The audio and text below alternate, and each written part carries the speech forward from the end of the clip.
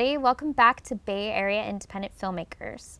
For today's show, I'm going to be talking to an award-winning filmmaker, Kuang Lee, about his recent featured film, Buddy Solitaire, which had its world premiere at the Cinequest Film Festival this year. Buddy Solitaire is about a struggling comedian on the late-night circuit, and the only job he can get is teaching comedy to the mentally ill. Thank you for joining us, Kuang. It's my pleasure. Thank you for having me. Of course. Now, let's get to know you a little bit. Tell us where you grew up and what got you interested in filmmaking. Yeah, I was born in Taipei, Taiwan, but I grew up in Southern California, and that's I live here in the Bay Area now, and I work here in the Bay Area. But I grew up in SoCal, and I still am a voracious reader, and I went to UCLA for undergrad, where I was a creative writing major, and I wrote short stories, and that got my juices flowing to make short films. And then ultimately I went to Loyola Marymount University for grad school for film, and started making documentaries and short films from there, and that's what got me started. Very cool. Now I'm always curious, when someone lives in LA and then they move here, what made you do the jump over to this area? Yeah, that's a great point. And also there's a lot of, as you know, you're part of it, there's a really exciting filmmaking community here in the Bay Area. And I make videos for tech companies, like a lot of our friends do, right? And I got a really good offer to make videos for several different companies here. And so I have my base of operations here in the Bay Area. But for my movie and for other meetings and other projects I have, I'm in LA too. So I consider myself living in both cities. Okay. And what's the process you like most about filmmaking? I think for me, I like production the most, because you spend months or even years by yourself writing, and you spend months by yourself editing yourself or with an editor in post. But in production, that's where you're with a kind of a whole troupe of other creative people trying to make this thing happen. Your actors, your crew, you're all kind of a big group trying to make it happen. That's, to me, sort of the most exciting part of the filmmaking process. The collaboration with other absolutely, people. Absolutely. Yeah. And the script, Buddy Solitaire, how did that come about? How did the writing process come about? How did the story come to mind? I know you took some stand-up comedian classes. Was that what inspired you to make this film, or was it something else that intrigued you? Yeah, it was that. You have it right. I was going through kind of a tough time in my life. I think this is like 4 or 5 years ago now. And, I tried going to see a shrink. I tried to do everything. But what actually worked was going to these stand-up comedy classes in LA City College. And, it was really hard and I wasn't very good. But I worked at it. And when you land a joke, that's an incredible feeling of connection with other people. Yeah. And so actually I spent a couple years doing stand-up around LA, and I found out that I wasn't very good, but I met a lot of really fascinating people on the circuit who were dealing with a lot of really intense emotional and personal psychological issues. And I found that the line between funny and what we think is cuckoo or crazy is very thin, right? Yeah. Like you look at Robin Williams, super funny dude, but he had obviously a lot of emotional issues he was dealing with. And so that's a very thin line, and I thought that would be a really good topic, inspiration for a film, and that's what started me writing Buddy Solitaire. Very cool, very cool. And even Brandon, who plays the lead, he does improvisation in LA. I've seen one of his shows at UCB. Yeah, Brandon was great in the movie. He's big on the improv circuit in Los Angeles. He does a lot of shows. He's a teacher too. So the role of Buddy Solitaire in the film, he's a teacher who's teaching comedy to a mental institution. So he was very appropriate for it. And Brandon was great because he was one of the only actors, the only one, who could easily play the comedy as well as the drama, both on a high level. So he was perfect for the role. Yeah, he did an amazing job. He was great. He did a great job. Now, how was the budget and money and all that kind of stuff is always a struggle for independent filmmakers. How was your process on that? Did you go through a Kickstarter company in order to get fundraising? Yeah, we did the traditional, some money from private equity, friends and family, then some money from Kickstarter. I made a Kickstarter video at the end of 2013, I think, and we did the campaign like in December, because Kickstarter is only 30 days or 60 days. But somehow we raised, I think, $23,000, and that put us over the hump. Yeah. The movie's overall budget is SAG Ultra Low, which is a low budget, but that $23K we raised at Kickstarter allowed us to get into production. That's awesome. Yeah, no, it was That's great. amazing. It was great, Yeah. and I think what made the Kickstarter video work was that, you know, I spoke really heartfelt, in a very heartfelt way about my struggles and how laughter and comedy was the way I got through it, and I think that resonated with people.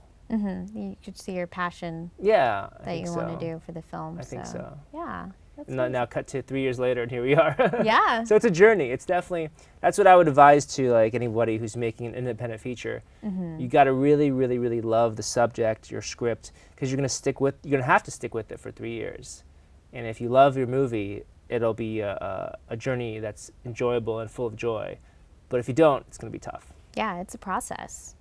And speaking of that process, what was the most challenging thing you had to go through making this film, do you think? If I'm being honest, the making of the film is fun compared to sort of getting your movie out to the world is a whole other job. Like right now, I have some good news to announce. We finally signed our distribution deal with Gravitas Ventures. Yeah, it's a big VOD and theatrical company. Our film is being released this December, right? But awesome. It's very exciting news. It's very exciting for any independent feature to get distribution, which we're really excited about. But you know, even with that, it's hard to sort of get your movie out to the world if you don't have a huge marketing budget. So, and I know how to make movies. I'm not a movie marketing wizard, so we're trying to partner with different people and try to make that happen. But that's been the most challenging because it's the part of the process I know the least about. Yeah, it's like your movie's done. What do you do now? And it's another full-time job. They should teach that in film schools because, like, they should. Yeah, right. Yeah. Because that's a whole. I mean, like if your movie is played in a forest and nobody sees it, is it really a movie, right? Yeah, so exactly. You make a movie to like have people watch it, and like we've talked about this before. Film festivals like CineQuest are amazing for filmmakers in that you can have people see your movie, but after that, then what? You want a wider audience to see it, and then at that point, that's where the real challenge is. But we're going to talk to some people. We're going to try to bring on some social media experts, and hopefully the wider audience will hear about my movie come December.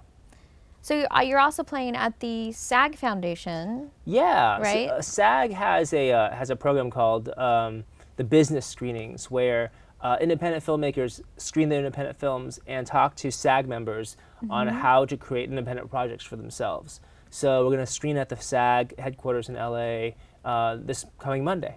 That's exciting. It's very exciting. That is very exciting. Are you guys going to get all dressed up and? Yeah, we're going to get all dressed carpet? up, and I don't know if it's the red carpet. It's not a huge theater. It's okay. It's a smaller theater with a capacity of about 100. But to have the support of an organization like SAG, the Screen Actors Guild, is big. Yeah. And we're definitely grateful for that opportunity to screen there. And were all of your actors SAG or SAG eligible? Yeah, they were all SAG. I think we definitely wanted to make sure we had as many choices for actors as possible. And but there's a lot of great non-SAG actors too, and that's a choice we could have made as well. But we brought on a casting director early on in the process, and so he suggested for us to go SAG. Great. And you brought the trailer. Yes. So let's see the trailer so people can see what we're talking about. Hey, you new to Maple Hills? No. I'm an insomniac, hypochondriac, huge megalomaniac. Who are you? Seriously. I recently took a job teaching stand-up comedy at a psychological counseling center. What are you doing here? I'm just here to teach you guys comedy, okay? Somebody needs to teach you some fucking manners. I'm sorry, buddy. You expecting an important phone call? Why don't you get your mother up here? Does he know I'm Hannah Bales? I sacrificed my entire career for you. I could have aborted you. I've seen suicide bombers that are funnier than you. Really? What makes you think you can teach us? You're not even a real comedian, man. You're just a little mama's boy. You were worse than a girl baby in China. You done? No. I get what it's like being here. The social workers, shrinks, everybody thinks you're crazy, right? How did you get that gig? We're never going back to that shithole. Actually, I'm going back tomorrow. Oh, I really think you should give it up. Maybe I will.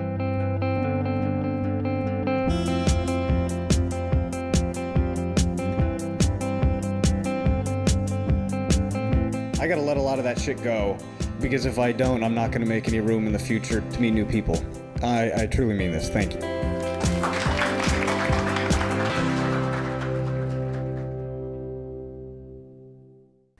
So you had quite a large cast. How was that process, casting everybody? Yeah, you know, it was a long process, but it was very important because I knew that this movie was going to make or break from the casting, right? There's not a ton of special effects. It's not a horror thriller movie. It relied on the script and performances. So we took a lot of time, me, my producer, and our casting director. We scoured all of LA and all of California, for that matter, for the best actors. And we sometimes did 2-3 rounds of casting. And and actually now that we've done the festival circuit, my two leads, Brandon and Dominique, kind of like give me a hard time because they were brought in like 3 times, you know. Oh, yeah. One time and then a callback and then a chemistry read. And Dominique, who plays Vanessa in the movie, said she's never like come in that many times for an independent film before. But it's just a test. But they were willing because the script was good, and it was a project they wanted to do. And so, yeah, we just spent a lot of time making sure that the casting was as on point as possible.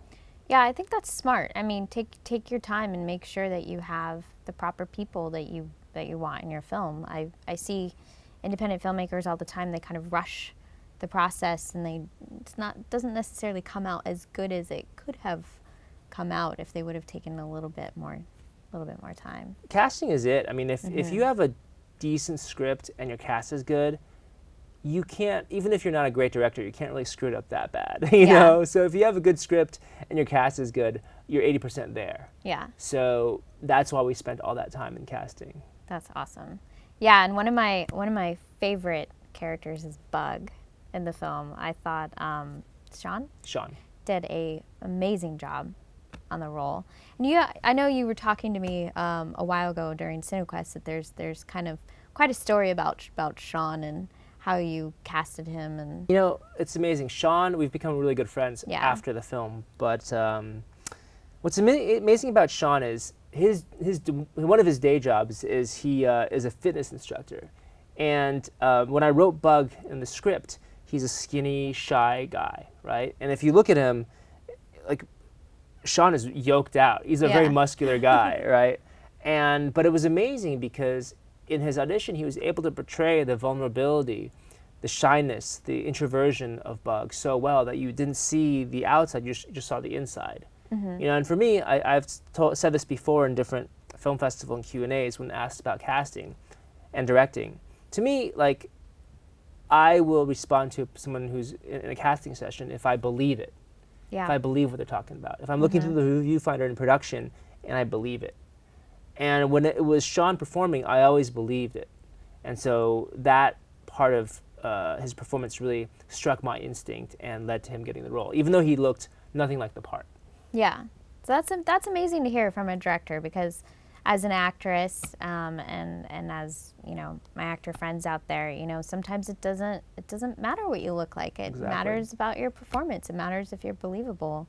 So that's why I love that story, and that's why I wanted you to tell it. Oh yeah, Sean should get as many accolades as he can for that film, because he really found that character. And honestly, to me, that film is anchored by the relationship between Buddy and Bug. That's sort of the heart of the film, and that's who you really care about as you're watching the movie. Very true. I think there should be a sequel. Yeah, no, there should be. Should be Bug. Yeah. The story about Bug. Bug Solitaire. Bug Solitaire.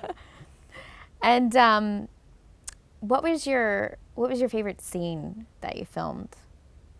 Yeah, you know, I think without giving too much away, there's a big amateur comedy show at the end of the movie, right?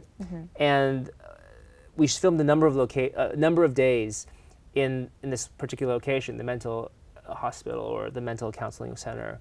And that scene that I'm talking about is at the end of a physical production. So by that time, the crew and the cast had all gotten really close because we had been shooting there for 5, 6, 7 days, Yeah. going to the same place, having lunch together, and it was really a special time. And I heard someone asking one of the actors about that, the production, and he said, and this really touched me. He said it became like a little family, you know, and that was the last day of shooting that location, and as you know, that scene's kind of bringing all those characters together. And so both on the page and in real life production, that was sort of a culmination of that connection of all of us. Yeah, I love that when you can make a film and you all come together as a family, and Yeah. it's great. And that brings me to my next question about collaboration. Now, do you like collaborating with your crew and your cast? Like, if they have ideas, do you like kind of taking them on, or do you feel that that takes away from the story that you're trying to portray? I love collaborating with my cast and crew. For example, our DP, his name is Jay Visit. He did an amazing job. Before the film, we kind of talked on the phone and met in person for a week, you know, like for 7 days, kind of shot listing the script. But sometimes when we get to a location, be it we were running out of time or the location looked kind of different than we imagined it, we had to, on the fly, switch out the shot list to match what's tangibly in front of us. Right? You can have the most awesome shot list or storyboard in your head, but if it's not going to work in this location, you got to throw it out the window. And so sometimes me and him would kind of figure out a coverage pattern kind of on the fly. And sometimes it would be better than what was in our head. Yeah. And same with actors, you know. Sometimes, like Brandon, I had this kind of a shot listed scene played out, but sometimes he'd be like, no, I just want to do this, drink that bottle, and then leave. And we just did that in a master, and it worked great. Because ultimately, no one's watching your awesome shot list. Well, that's not true. Like, the Coen brothers can make an awesome shot list, and you're following it, you know. But most people want to follow the actor. So I often relied on my actor to, like, kind of show me the right way to do a scene.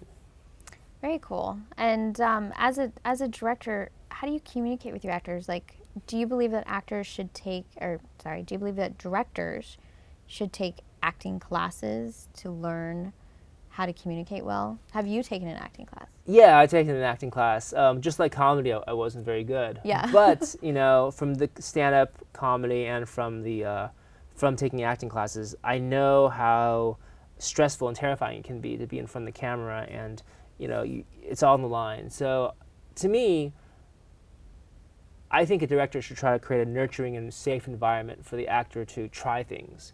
Because this is the true in real life, too, when making my videos for the tech companies. You know, if you're in a creative meeting, brainstorming, if people are uptight, the best ideas aren't going to come out. Like, let's say you're in a pitch meeting about an animation video you want to make. You know, if you have a lot of people there and they feel constricted by, let's say, politics or hierarchy, you know, and this is true for performing, too, you're not going to get the best. But if people are feeling free to collaborate and talk, you're going to get the best ideas. So yes, my acting classes and my empathy towards actors helped me kind of be able to talk with them. Very cool. Yeah, I totally agree with that. Yeah. And over the years of filmmaking, and this is your first feature, It's my first right? feature, yeah. So what do you think you've learned or overcome the most as this process has been happening for you? Well, you know, it's all a process. You know, Yeah. before I made my first feature, I made several short films and tons of like short commercials, you know, tech videos, you know, and it's a craft. You know, the writing of it, the editing of it, the shooting of it, it's all kind of all part of becoming a better filmmaker. And I've made Buddy, and it's a film that, thankfully, it's a film I'm proud of as my first feature. But I've learned so much about casting, about trying to get a film done in time, choosing the right collaborators. And now, like, for my next film, I got a couple different feature projects, but, like, you know, the casting is super important. Yeah. And the sort of back-end marketing, how we're going to market the film, is super important, too. Because it's easy, it's not easy, but it's easier to make a film. It's harder to get people to see it. Yeah, very, very true. And what's next for you? What's on the table? Yeah, there's a few things. A couple things I can't announce, but what I can talk about is I have a romantic comedy that's set in Taiwan. Oh, cool. Yeah, it's really cool. And there's a Taiwanese Golden Horse Film Festival, and they have a film market in November. And the plan is to go there and showcase the film. It's called Language Lessons at that market. And I'm because the film is half in Chinese, I'm taking these Chinese classes at night, language classes here at night, to be able to direct in Chinese. Oh, okay. Yeah, and then also I'm writing with a friend of mine a micro-budget thriller that all takes place on the 5 freeway on a car trip from LA to San Francisco. Yeah, it's very, very cool. Very cool. Yeah, one is more of like a sweet film, and one's like really kind of enclosed and claustrophobic and tense. Yeah. So which kind of genre do you think you gear towards more as a director and a writer? That's a good question. What's interesting is I like thrillers and like things that are like a little more scary, you know. But I think like when I write stuff, it ends up being like really character-driven things. So I think this thriller that takes on this trip on the 5, it'll combine both, because it's ostensibly a thriller, but the relationship between the husband and wife that are in the car and they're in this hostage situation, and the kind of very intense things that are happening around them change their relationship in very fundamental ways. But at its heart, it's a relationship story. So I think that film sort of combines those two aspects of my interests. Very cool. Now, where can people go to follow you, follow Buddy Solitaire, follow your process? Yeah, you know, the main place is to find Buddy on social media. We have a Facebook page, facebook.com/Buddy Solitaire. We also have Instagram, Twitter, and YouTube, and that's all the sites /Buddy Solitaire. Instagram /Buddy Solitaire, Twitter /Buddy Solitaire. And in December, we're going to be released on Gravitas Ventures. So make sure you, on iTunes, on Amazon.com, on DirecTV, look up Buddy Solitaire. On iTunes, hopefully, we'll be on the independent page, comedy page. But yeah, it's really important for us independent filmmakers for you to have that support in the public. And so that's something that's really important to us. And hopefully, you'll watch and enjoy it. Great. Well, thank you so much for joining us today, Kuang. I wish you the best of luck on your other adventures that you're working on, and we'll get you back on the show. Thanks, Connie. It was great. Yeah.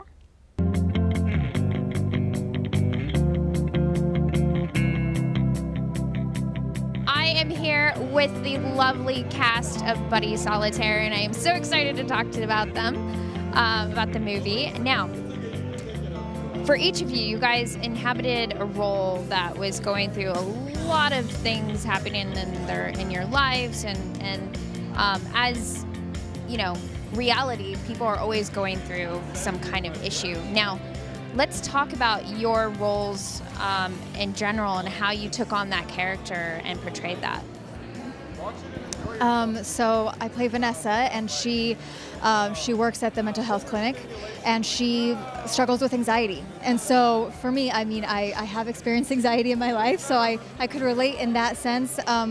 And I think it was just kind of a matter of just diving into it and then just being in the world. My character Buddy suffers from depression, anxiety, giant ego. A lot of this was relatable to me, having gone through all of those things at various points in my life, and has an extremely contentious relationship with his mother.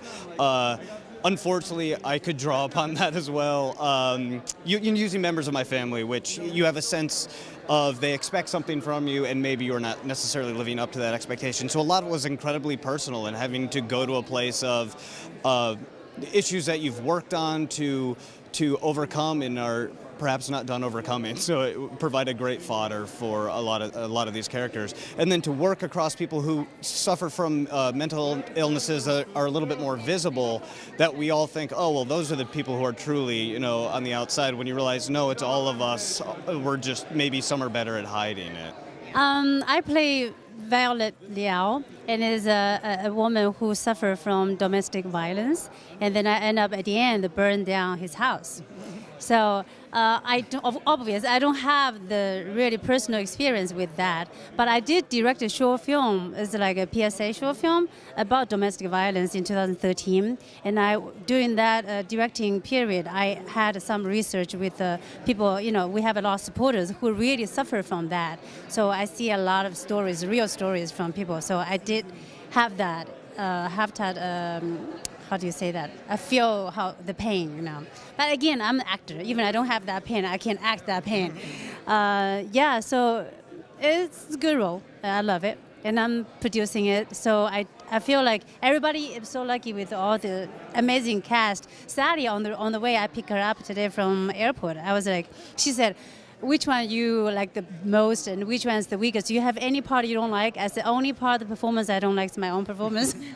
Yeah, I was like busy with the producing, and I feel I could do better job. You know, it's not like horrible. It's not horrible, but I can do better job. Yeah. Okay, I'm done.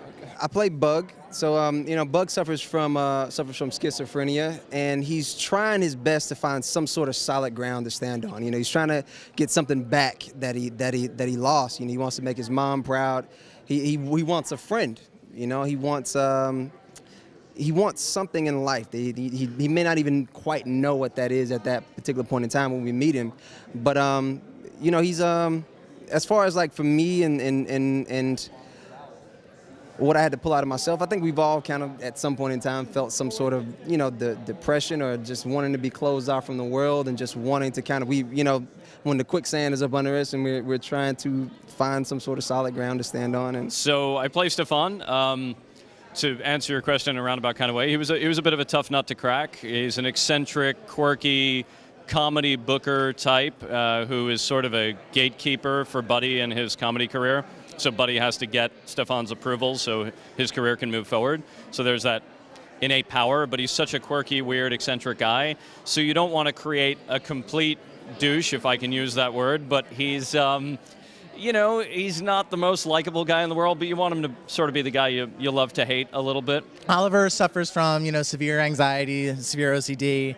And the sort of fun thing about Oliver, and kind of like the scary thing about it too, was his character out of all the ensemble of the patients was definitely the most mysterious, and he definitely didn't have as much of like a strict backstory. So it was fun sort of making up my own and sort of really exploring my own sort of ideas. And working with Kuang, he allowed me to go into so many different directions because the options for my character, I feel like, were kind of limitless. So I feel like that was kind of exciting and fun in its own way. So all different takes, we tried all different things. Well, thank you guys so much for coming to talk to me. I loved the film. I hope everybody at CineQuest goes to see Buddy Solitaire.